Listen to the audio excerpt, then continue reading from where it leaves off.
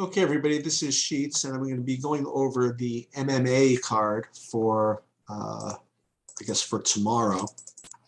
Um, and we just had actually a fight scratched, which I will go over. And there was also a fight added.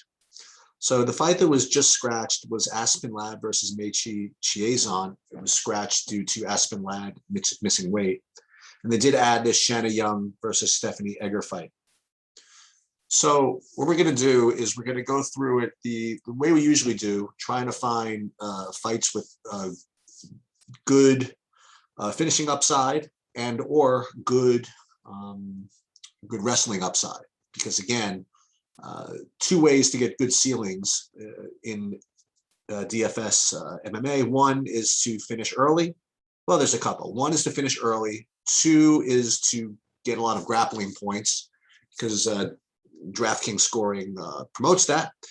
And also, if you can get someone with a lot of volume, you can also pick up, a decent amount of points that way just by getting a lot of significant strikes. But it's harder to do it that way than obviously to get a quick finish or to get a grappling upside or to win via a lot of takedowns. So the first thing you'll notice when you look at this card is there isn't, at least in my opinion, any real clear fight that you need to target as far as GPPs go, with the exception of the main event. Now, again, it's kind of a broken record on this. I feel as though these main events are always mispriced, that you need a really good reason to not have the main event, meaning a 5-round fight compared to 3 rounds for everything else, if they're going to keep the same price structure of all of them. They allocate what, 16,200 between the two fighters, regardless of whether it's a 3-round fight or a 5-round fight. And it's just not fair. I mean, it's I don't know all the statistics, but it's incredibly unlikely that someone from that main event fight doesn't score enough to make it into that optimal lineup. And it's certainly, just given that there's no price adjustment, just makes fading that fight just very, very foolhardy most of the time. So then the idea is, with the exception of that fight, is to see what other fight, okay, we want to kind of target as that GPP upside type fight. But before we do that, we do have to take a look and see if there's any standout equity plays, meaning fighters that are just mispriced relative to his or her winning chances. And the closest I can come up with is going to be actually that main event. Well, you could argue either of these things. So first of all, Johnny Walker, I mean, he's probably $1.40 underdog. And as you see, he's being priced at 7,400, which is, I guess that's almost fair. I mean, I'd want him to be closer to 75, 76, but given the fact that he's got significant finishing upside, we're gonna want him. But we'll get to that. But we're not talking about who we like yet. We're talking about if there's straight equity plays. And aside from that, there really isn't much. Like Dawkis. Now Dawkis is probably what he should be. And everybody else kind of is what they should be, just based on straight win odds relative to the price they're being afforded on DraftKings. The next thing I want to look at is, let's see if there are any fights with really, really short inside the distance props. And there really isn't. Like, you see Eduardo versus Perez, under 2.5 rounds, minus 150. That's about the best you're going to get. As you'll see, this one's nothing. Let's see if we can find anything with an inside the distance prop of better than minus 150 to be under 2.5. No, not the Andrade fight. How about the Smith fight? That's got to be close. That's about the same. Okay, see that? Minus 150, 2.5. Rosa, no. O'Neal, no. Selecki Gordon is not going to be one of them. No, that's plus 150 under 2.5 rounds. Hernandez Breeden, how about this one? minus 138. So even that one's not exactly as good as the minus 150. This one's scratched. This one's got to be Shachenko. Yeah. So this one is minus 163. So this is the fight that rates to be to finish the earliest. But even this one is not. It's not that great of an inside the distance prop, and we sometimes see inside the distance props where it's minus 110 to finish within 1.5 rounds. And here, the best we're going to get is minus 160. Whatchamacallit? Actually, this one's minus 160 under 2.5 rounds. I mean, it's good, but it's not great. And as you'll see, most of that prop is slanted towards one guy. Price Oliveira, no. Actually, this is another one. So this is tied. So Price, Oliveira, and Shachenko, Jotko. Those are the two so far. Holland, Dawkis, I promise you, is not one of them. No. What about the main event? Main event. Yeah. See, this is the big one, because this one. See, this is the issue. So first of all, it's got clearly the best inside the distance prop. You know, it's minus 250 to be under 2.5 rounds, and not only that, but if you're wrong, you then also have 5 rounds to work with to pick up other points. So that's why this main event fight is such an easy fight to target here. So what do we got? So we have the Walker Santos fight, Price Oliveira fight, Shachenko Jotko fight, and what was the 5th one? Was it the Malarkey Smith? Malarkey Smith was minus 150. That was kind of like that second tier. Was it the Perez one? What was the? Yeah, the Perez one. So the Perez, Malarkey. Did this Hernandez one get there? Almost, but not quite. So let's then take a look a little more in depth at these fights. So first of all, main event, you're going to have you're going to have some of both sides. I just kind of promise you that. Johnny Walker, the good thing about his win condition is if he wins, it's going to be probably inside 2 rounds. And at 7,400, I mean, you think of it this way. He's a $1.40 underdog. So about, 40% of the time he is going to win. So that means 40% of the time he's going to get a really, really big score. So at 7,400. So you're just going to want that. And the 60% of the time he doesn't win, Santos could finish him early, but at very least he's got the 5 rounds to amass points. So yeah, that fight's pretty clear. So we'll get back to, well, you want to do Price Oliveira first? Yeah, let's do Price Oliveira first. And the reason why I think this is such a really, really strong play is that not only does Nico Price's win prop, inside the distance prop, tied, well, aside from the main event, right? Tied for the next best on the card, but he also has that volume upside.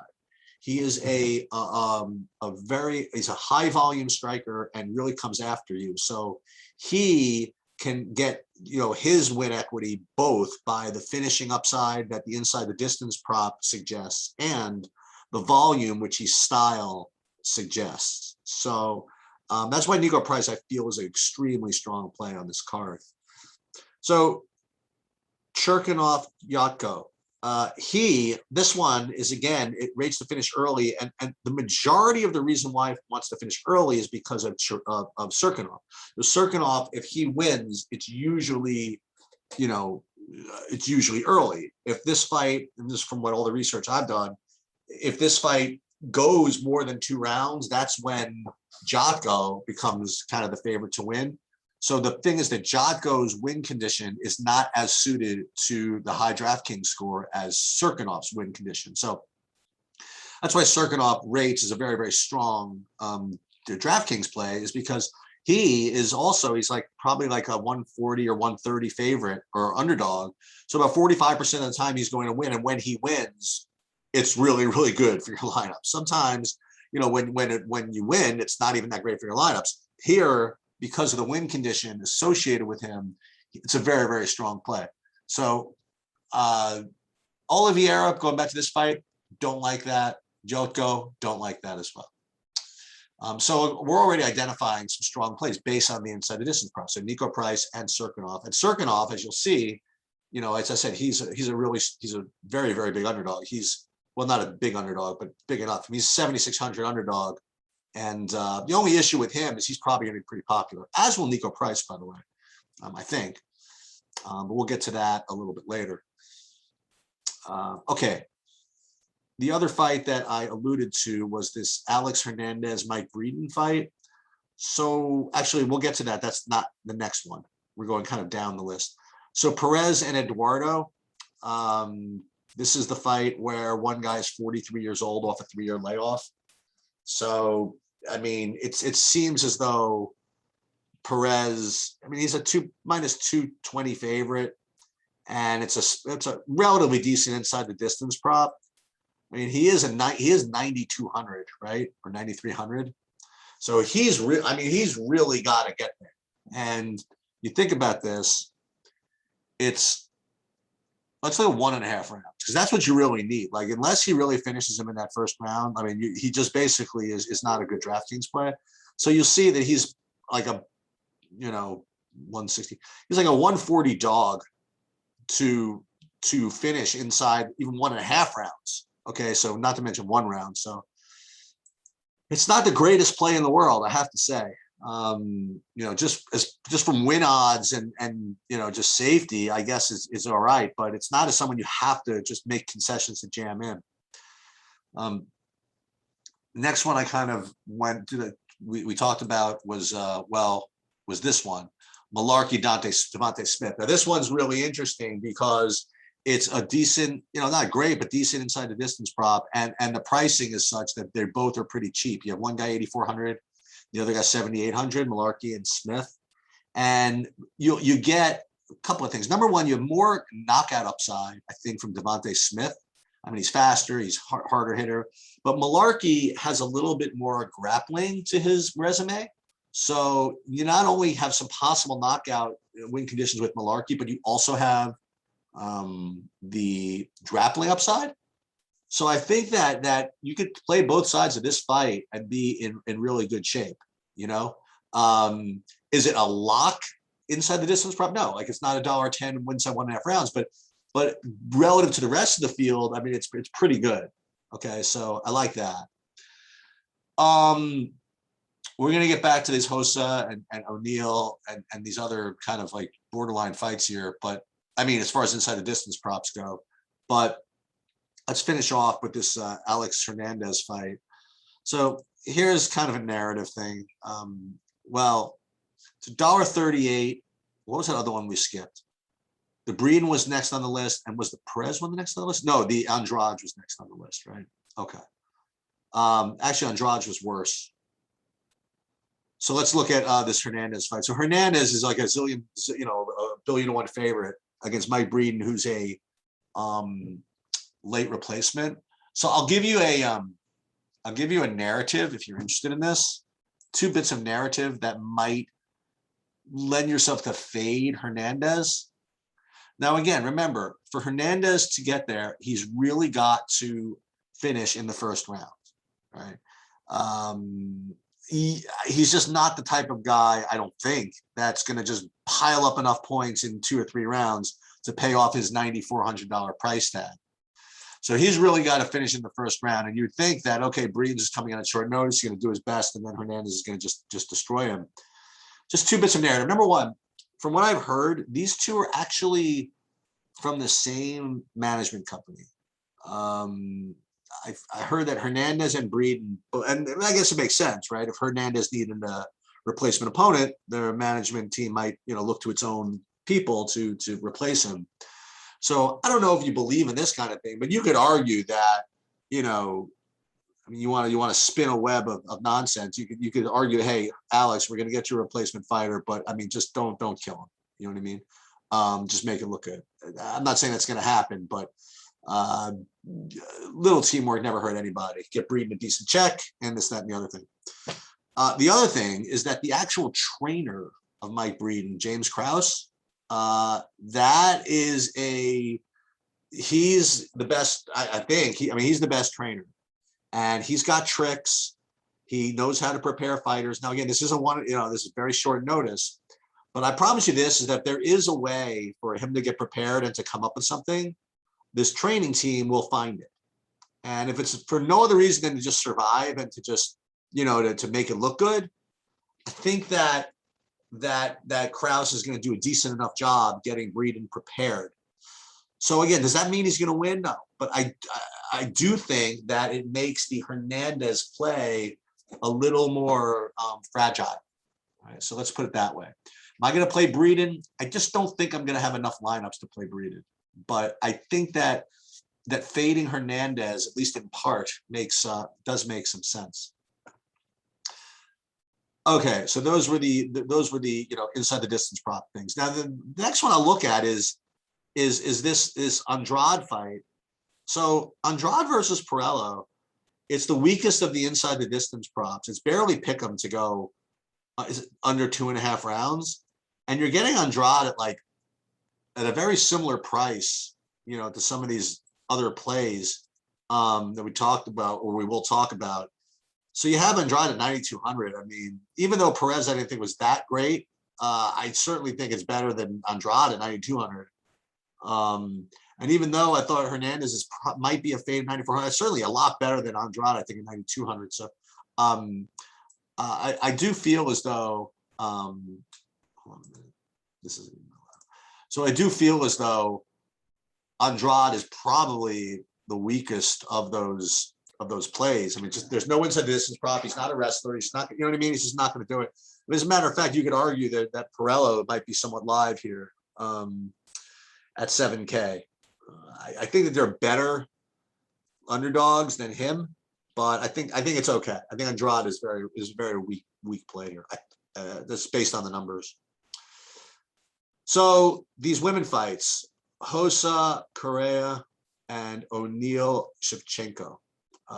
So these fights are interesting in this respect. Number one, both of these women are big favorites, and Hossa is a very, very big favorite over Correa.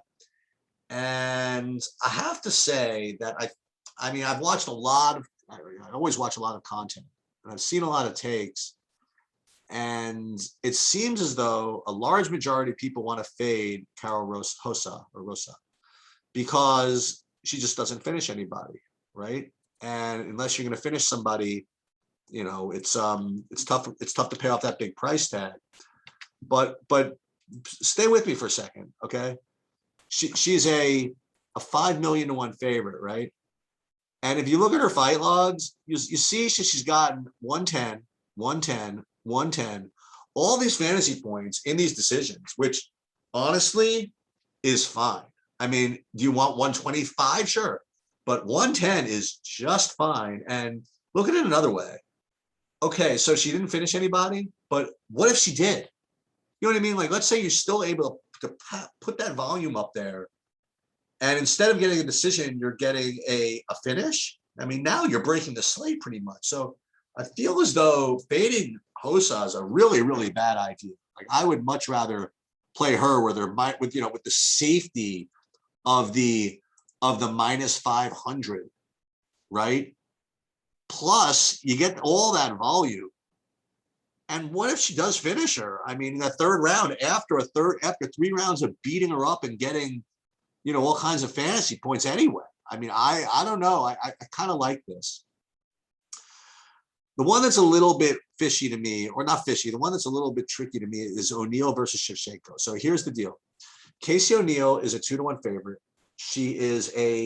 So Shachenko is the sister of the good Shachenko, let's put it that way.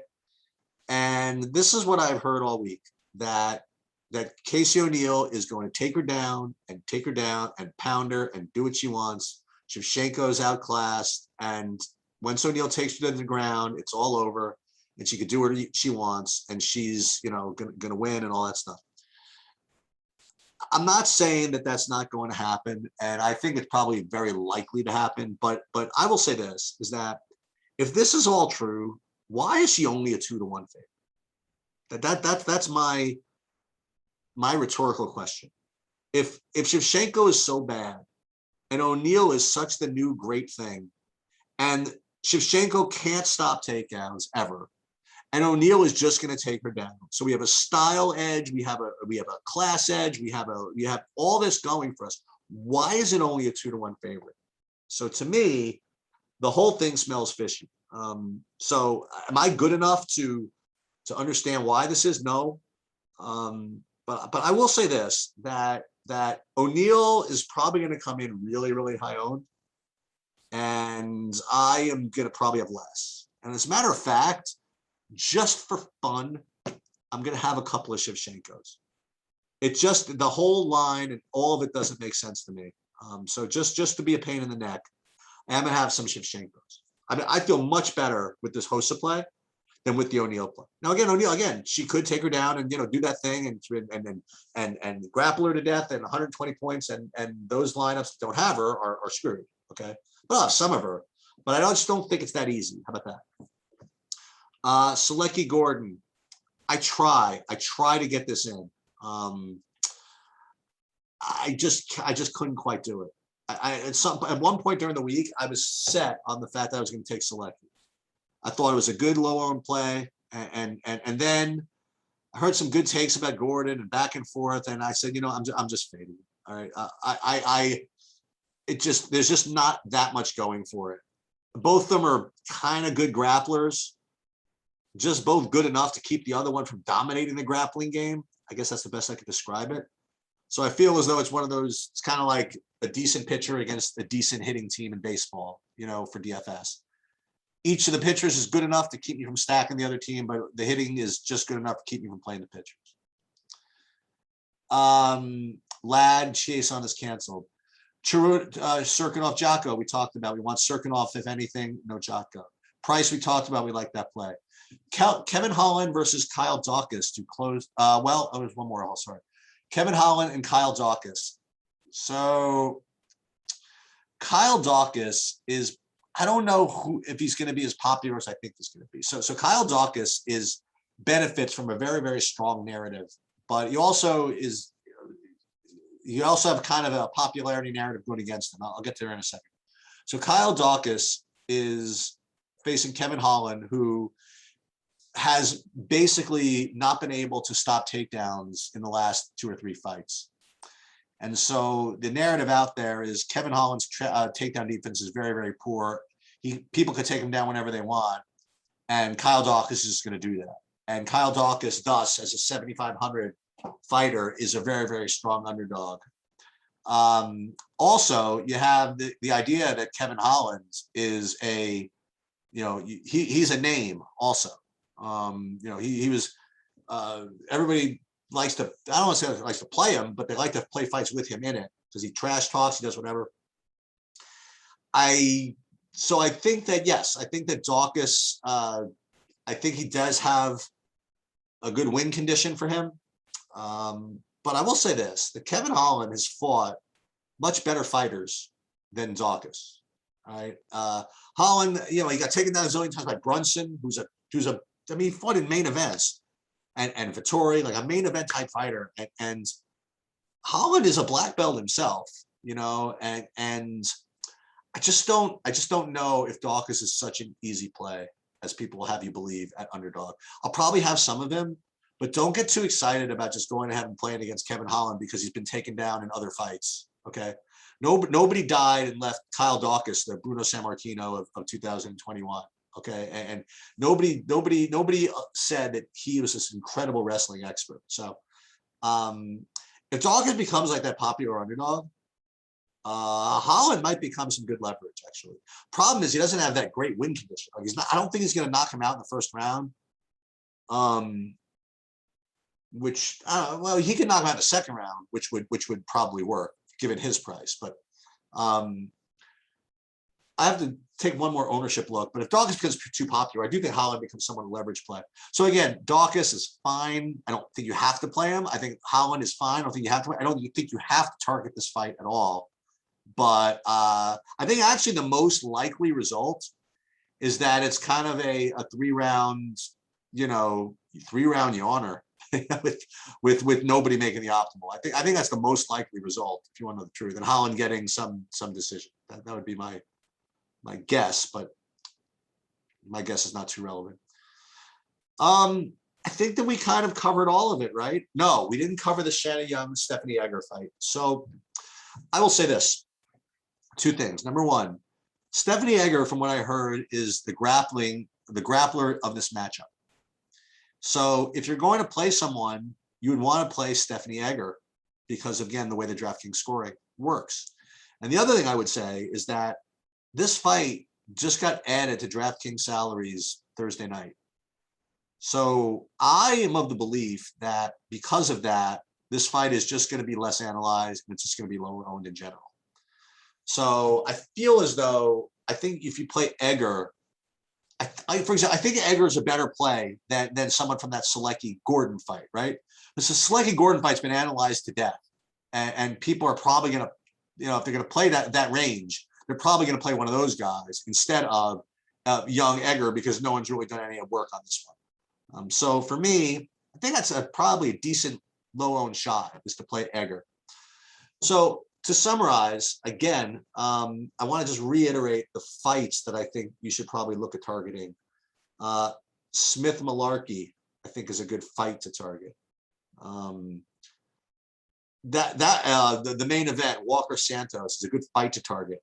Now, also, I want to identify, again, good plays within those other fights to target. So I think Price over Oliveira is probably a very, very good play. I think that Serkinov over Jotko is probably a really good play. And I feel as though that all these 9K guys and these 9K fighters are fishy in their own ways.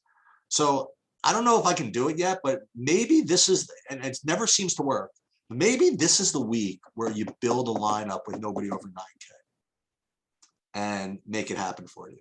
See, Aspen Ladd would have been a perfect fighter to throw in there. She was like, I think 88 or 8,900, but that fight got scratched. But maybe this is the week where, say, the highest price fighter you put in is maybe Thiago Santos, and don't play any of the 9Ks. They really could. I mean, they really could all underwhelm if you think about it. Let's review that. I mean, Eduardo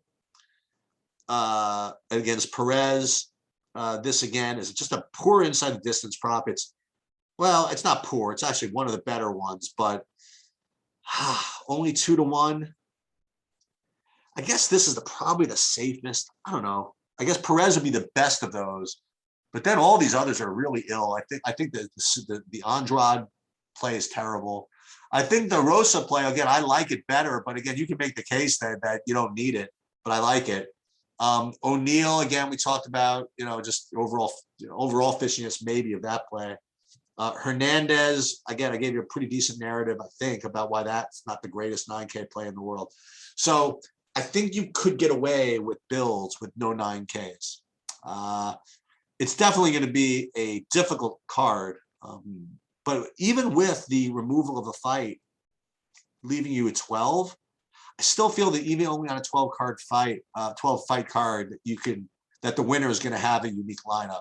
I just think there are a lot of outcomes. Like, for example, I wouldn't be the slightest bit surprised, actually. You want another punt?